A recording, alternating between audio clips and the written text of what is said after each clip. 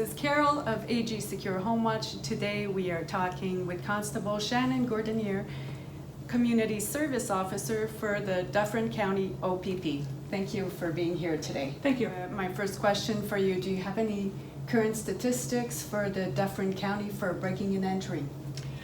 So far this year, I ran the statistics from the 1st of January 2019 till current. We've had 52 reports of break-and enters in our county over the last 9 months. That includes houses, businesses, outbuildings, as well as garages and sheds and such. Not all just residences, but 52 in total. Wow. Okay. And are most of them in occupied homes? So the ones that have happened in residences are mostly, I would say, all of them have been when people aren't home.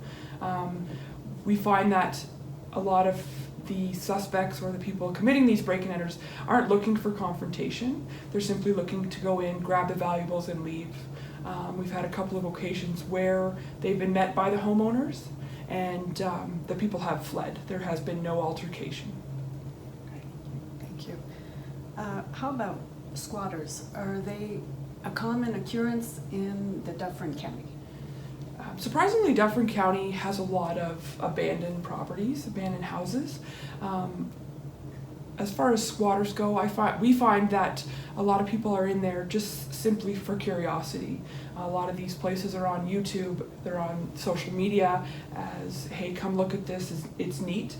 So we go there, there's a lot of trespassers. You can be charged with trespassing if you're on a property that's sort of abandoned. As far as squatters, the odd time we get people that kind of take residence there, and we just simply have been called to ask them to move along. It does definitely happen, but I would say more out of curiosity than actually people taking up residence. Right.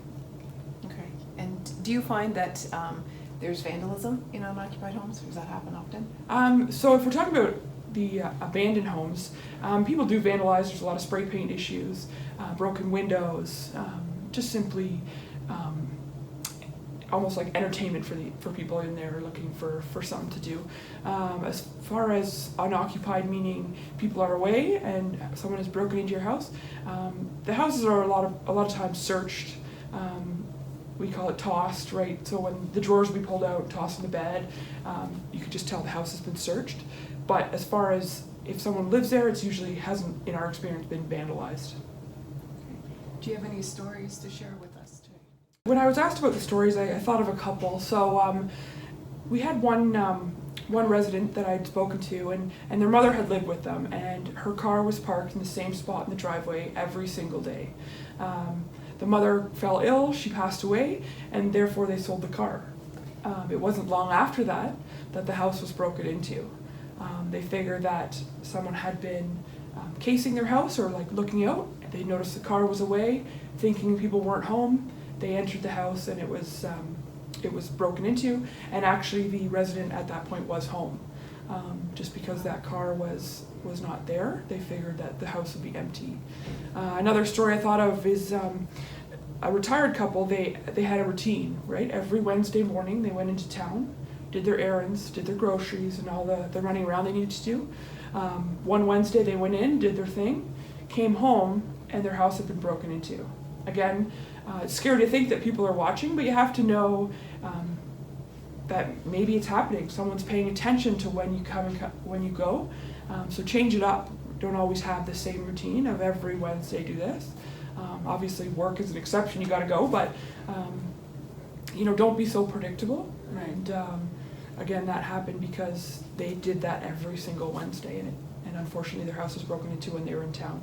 Right. And do you have any other advice that you could give people for trying to keep their places safer and keep the crime down?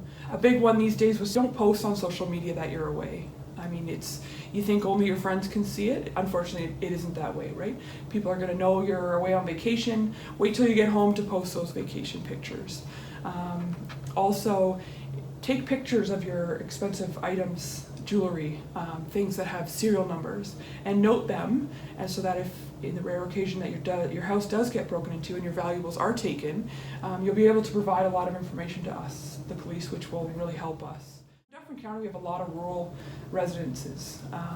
I think the number one thing I tell people, we have community watch groups and such, is get to know your neighbors, right? A lot of people, I don't want to get in people's business. I'm not asking you to know their schedule. I don't expect you to know everything about them, but have a contact for them. If you see something suspicious, text them. I mean, I had a neighbor, I saw some unfamiliar car in the driveway. I texted her and said, hey, there's this truck in your driveway. She said, oh, they're just there closing the pool. Well, you know what? It's just looking out for each other, getting to know each other. You don't have to be best friends, but just kind of get to know your neighbors and look out for each other. Obviously, the same advice, keep your property maintained. Have the driveway done when in the winter, cut the grass in the summer, pick up the newspapers, install lighting around your house. A lot of these people will use the cover of darkness, right? So just kind of have maybe sensor lights or lighting outside. I think also don't rely so much on the alarm system, right? Have your house as visible from the road as possible, and don't be afraid to call if you see that suspicious person. That's what we're here for. We work 24 hours a day, and people think, I didn't want to bother the police. Well, you're not bothering us, that's our job. If you see something suspicious, something doesn't feel right, give us a shout and we'll definitely check it out. Right. Again, just go around your house and think kind of what they'd be thinking. Don't keep your jewelry in the master bedroom. Don't keep the safe in your master bedroom closet, right? Because that's one of the things that they go right to is the master bedroom. And just kind of think like a thief and think outside the box, so to speak. Thank you very much for your time today, Thank you. Constable. Thank you very much. Thank you. And that's it for us, folks, and we will see you next time. We would like to give a big thank you to Constable Shannon Gordanier, Community Service Officer for the Dufferin County OPP. Thank you for your time and your service to the community. If you'd like to find out how we can help you, you can visit our website at www.A.G.Secure HomeWatch.ca.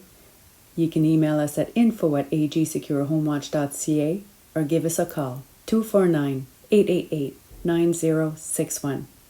Thanks for watching.